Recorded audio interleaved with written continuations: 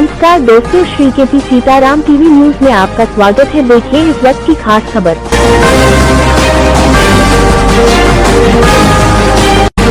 कैकेयी ने भरत को राजगद्दी व श्री राम को वनवास मांगने की लीला देख दर्शक हुए भावुक। खुर्जा जंक्शन मार्ग स्थित रामलीला मैदान में श्री रामलीला कमेटी के तत्वावधान में चल रहे श्री रामलीला महोत्सव के 6वें दिन राजा दशरथ जी का दर्पण देखना, मंत्रा कैकेयी संवाद, कैकेयी का वर मांगना, कैकेयी का कोप भवन जाना, कैकेयी दशरथ संवाद और वन के वस्त्र देने व 14 वर्ष के वनवास की लीला का मार्मिक व भव्य मंचन हुआ, जिसे देखकर दर्शक भी भाव विभोर हो गए। पंडित वेद प्रकाश शर्मा, पंडित प्रेम प्रकाश शर्मा द्वारा लीला का भव्य मंचन कराया गया।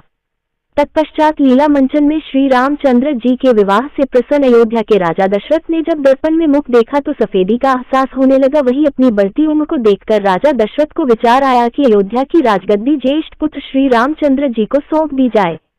उन्होंने गुरु वशिष्ठ को बुलाकर उनसे पूछा कि क्या राम को राजपाट सौंप दिया जाए। इस पर गुरु वशिष्ठ जी ने अपनी सहमति जताई और कहा, ये बहुत अच्छा विचार है, आप ऐसे शुभ कार्य के लिए जल्दी करें। राजा दशरथ सभी सभासदों की समक्ष श्री राम को युवराज पद देने का प्रस्ताव रखते हैं और सभी उस पर अपनी सहमति देते हैं। अयोध्या में ये शुभ समाचार जंगल की आग की तरह फैल गया। चारों तरफ खुशी का माहौल हो गया। धूमधाम से राम के राजतिलक की तैयारी चलती है। अयोध्या को दुल्हन की तरह सजाया गया, लेकिन विधाता को कुछ और ही मंजूर था। वही माँ शारदा ने प्रभु राम जी का जिस निमित्त अवतरण हुआ, ऐसा नहीं हो सकेगा, ये सोचकर मंत्रा की जिह्वा पर बैठ गई। इसी बीच दासी मंत्रा जाकर रानी कैकेयी के कान भरती है। तब रानी अपनी दासी मंत्रा की बातों में आकर आभूषण आदि त्याग कर कोप भवन में चली जाती है। ये समाचार पाकर राजा दशरथ वहां जाते हैं और रानी से इसका कारण पूछते हैं। रानी कैकेयी तब राजा को पूर्व में दिए गए 2 वर मांगने का वचन याद दिलाती है। वही दशरथ ने कहा कि रघुकुल रीत सदा चली आई, प्राण जाए पर वचन न जाए का वास्ता देकर कहा कि मांगो क्या मांगती हो। इस पर रानी राम की शपथ दिलाकर राजा से 2 वर, भरत को राजगद्दी और राम को 14 वर्ष वनवास मांगती है। ये सुनकर राजा हतप्रभ रह जाते हैं और दुखी मन से रानी के सामने अनुनय विनय करते हैं, लेकिन रानी की हाथ के आगे उनकी एक नहीं चलती है। अंततः असहनीय कष्ट के चलते मूर्छित हो जाते हैं। जैसे ही यह समाचार राम को मिलता है तो वह अपने पिता की आज्ञा से सहर्षी वन जाने को तैयार हो जाते हैं।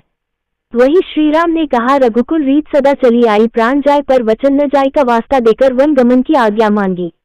जब इसका पता माता सीता को लगा तो उन्होंने भी रामचंद्र जी के साथ वन में जाने की ठानी। भगवान राम ने, ठीक है, आप नहीं मानती तो मेरे साथ चलो। फिर लक्ष्मण को पता लगा तो लक्ष्मण ने कहा, प्रभु मैं भी आपके साथ चलूंगा और आपका छोटा दास बनकर आपके साथ आपकी सेवा करूंगा।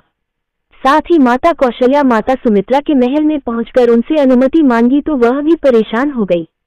राम के निश्चय के बाद उन्होंने अनुमति प्रदान की। इसके बाद राजा रामचंद्र जी माता कैकेयी के महल में पहुंचे तथा माता कैकेयी से अनुमति की मांगी। उन्होंने भी सहर्ष अनुमति दे दी, साथ साथ वलकल वस्त्र प्रदान कर दिए।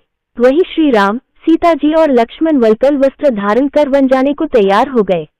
विवश पिता को सांत्वना देकर वन चल दिए। अयोध्या में चारों ओर शोक की लहर दौड़ गई। जिसने भी सुना कैकेयी के प्रति नफरत से भर गया।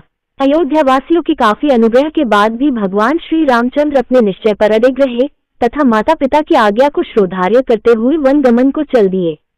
इस अवसर पर पुनीत साहनी प्रधान, सचित गोविल महामंत्री, दीपक गर्ग जनरल मैनेजर, सचिन बंसल कोषाध्यक्ष, महेश पोद्दार, विशाल वाधवा, नवीन गुप्ता, चंद्र प्रकाश तायर मीडिया इंचार्ज, विनीत आर्य सोशल मीडिया प्रभारी, शुभम गुप्ता, दीपक बाटला, विकास वर्मा, महेश चौधरी, राम दिवाकर, आशीष गोयल, रवि अग्रवाल, अशोक तिम्मी, अशोक पालीवाल, अरुण गर्ग बिंदावाले, राजीव वार्षणीय, उमाशंकर अग्रवाल, प्रमोद वर्मा सहित बड़ी मात्रा में पदाधिकारी एवं श्रद्धालु उपस्थित रहे। प्रदीप पंडित, बुलंदशहर।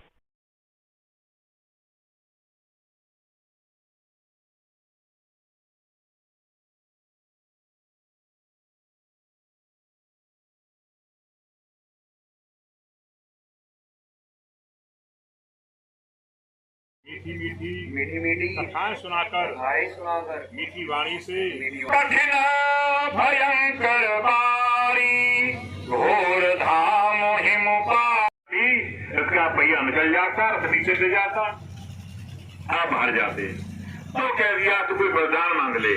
तो देवासुर संग्राम के 2 वरदान उन्होंने मुझसे कहा था आज मुझे जो अच्छा लगा वह मैंने मांग लिया। शत्रुधन यहाँ पर नहीं है, यहाँ पर नहीं है, तुम यहाँ पर रहो। तुम यहाँ ही पर रहो। मैं बन जा मोरे सबई एक तुम स्वामी, दीन बंधु और अंतर जामी। मेरे तो केवल आप ही सब कुछ हो। इसका पहिया निकल जाता, रथ नीचे से जाता, आप हार जाते। तो कह दिया तू कोई वरदान मांग ले। तो देवासुर संग्राम के जो वरदान उन्होंने मुझसे कहा था, आज मुझे जो अच्छा लगा वह मैंने मांग लिया। बिगड़ जाए लेकिन ये वस्त्र मेरी है, खबर जाएगी बेटा, बना रहा तो मैं क्या धारण करो। थोड़ा हाथ नहीं, 1 मिनट नहीं नहीं